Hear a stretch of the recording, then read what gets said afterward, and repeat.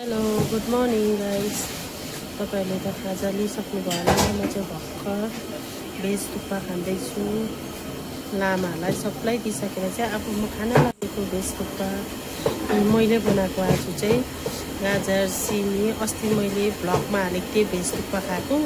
त्यही भएर सबैजनाले मन पराएर चाहिँ आज तिम्रो हातले बनाऊ भन्यो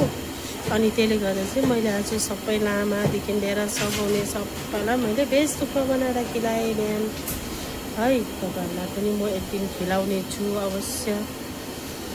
समयले साथ दियो भने परिस्थितिले साथ दियो भने सबै कुरा साथ दियो भने म सबैलाई खिलाउने छु है जसलाई खान मन लाग्छ मेरो घरमा वेलकम छ है अब म खान लागेको थ्यांक यू अब पाकेपछि त खानु पर्यो हैन सबैलाई खिलाएपछि अब आफू खानु पर्यो